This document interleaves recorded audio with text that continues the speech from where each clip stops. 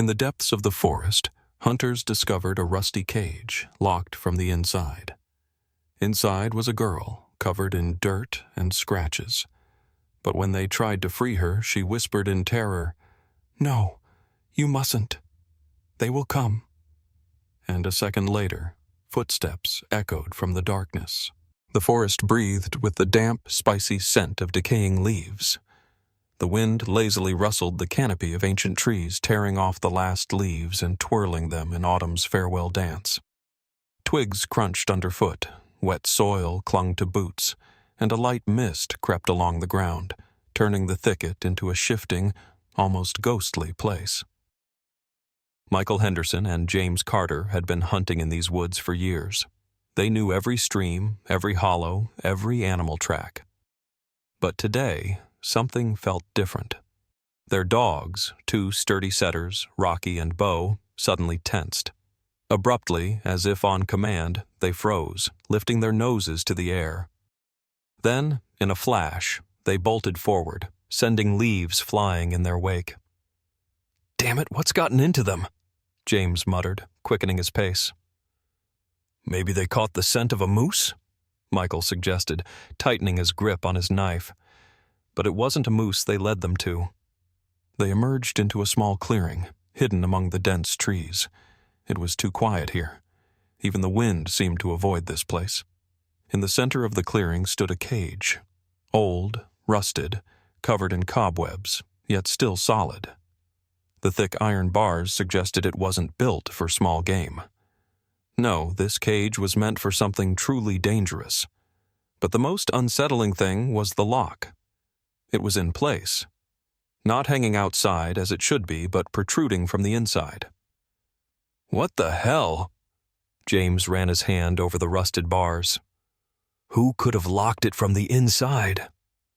The hunters exchanged uneasy glances. A chill ran down Michael's spine. Something about this place was deeply wrong. Then the cage moved. Something was inside. The darkness concealed details, but the figure stirred, slowly, cautiously. They were not alone.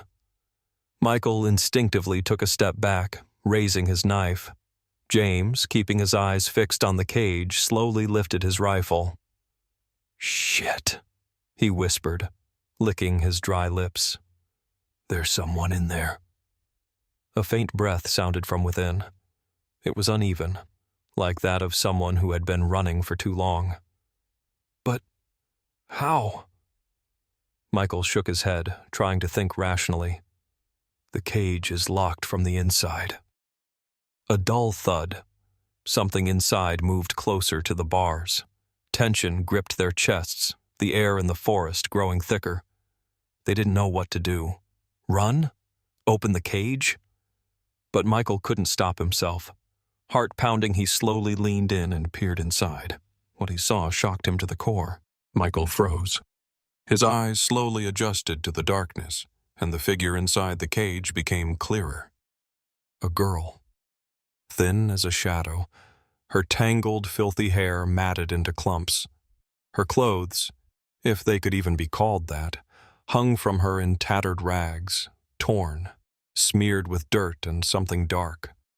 She had pulled her knees to her chest, as if trying to disappear.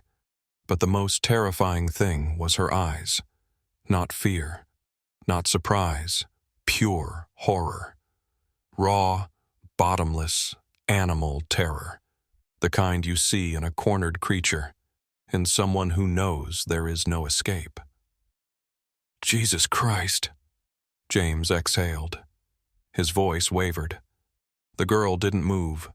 Only her thin shoulders trembled slightly with her ragged breathing. How did she get here? The forest around them was wild, abandoned. The nearest town was 30 miles away. No roads, no trails, nothing. Who had brought her here? And more importantly, who had locked her in? Michael swallowed hard. "Who are you?" he asked, trying to keep his voice gentle. The girl violently shook her head. She didn't try to speak, didn't even attempt to explain. She just denied. No, no, no.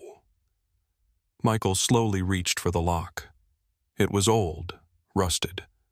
But before his fingers could touch the cold iron, the girl whispered.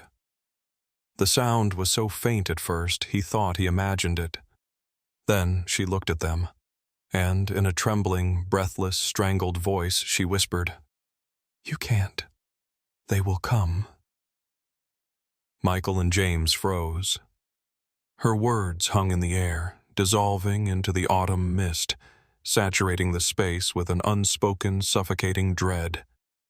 They. The hunters didn't have time to ask, because from the forest came footsteps, heavy, slow, and very, very close. The air in the forest thickened, growing heavier, like the moment before a storm. The branches behind them rustled, but there was no wind.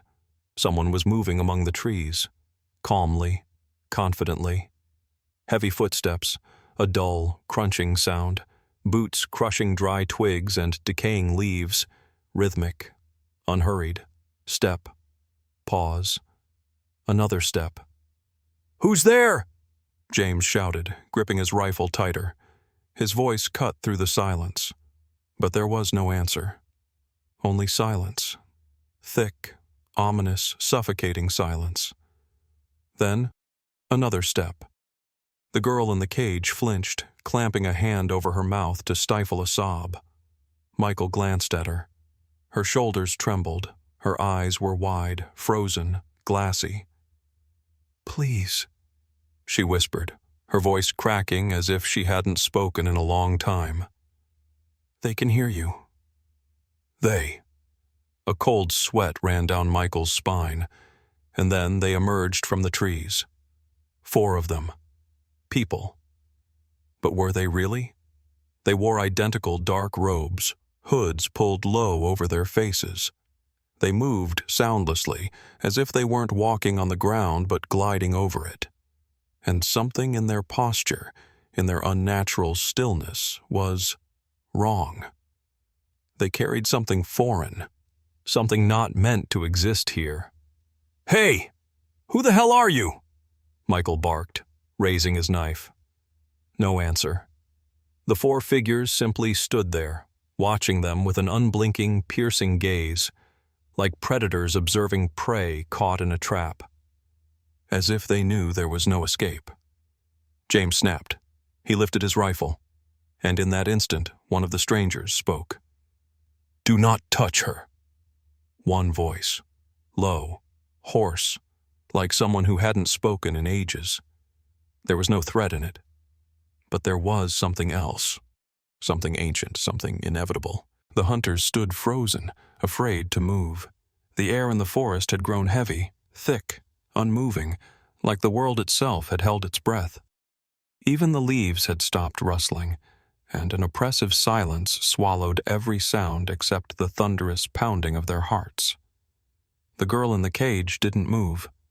Neither did the 4 strangers, as if they were waiting, as if they knew something was about to happen. Michael swallowed, but his throat was too dry to even manage that. "Who is she?" he forced out. The strangers exchanged glances, a small, almost imperceptible movement. Then one of them stepped forward, a quick motion. His hood slipped down, and the hunters saw his face. James flinched instinctively. Burned flesh, deep red scars stretched across half his face, wrinkled and uneven, one side of his mouth twisted as if his skin had once melted, charred beyond recognition. Yet he had been made to keep living. But the worst part was his eyes, sunken, black, hollow. There was nothing human left in them. When he spoke, his voice was raw, ruined, like his skin. "She is not human." Michael and James went still. They didn't know whether to believe him. She looked broken, frail, wounded. There was fear in her eyes, not malice. She had never told them how she ended up in the cage, but she had never tried to explain either. James took a step forward, his patience snapping. "You locked her in here?" he shouted, gripping his rifle. The burned man gave a slow, weary nod, as if he had answered that question far too many times before. "She woke up." He didn't say she escaped. He didn't say she attacked. He said, "woke up." And that word hung in the air, burrowing into the hunters' minds. Then the girl laughed, softly, dully, as if testing how her voice sounded, as if she hadn't laughed in a very, very long time. And then the darkness came. Not just night, true darkness, as if the world had plunged into a void. Light vanished in an instant, like someone had snuffed it out. Michael saw nothing. Not James, not the trees, not the cage. Only the laughter. It spread, echoing, shifting, multiplying. And in the final second, just before the world collapsed, they heard it, the click of the lock. It had opened, and a voice, no longer human, whispered from the darkness, "Thank you."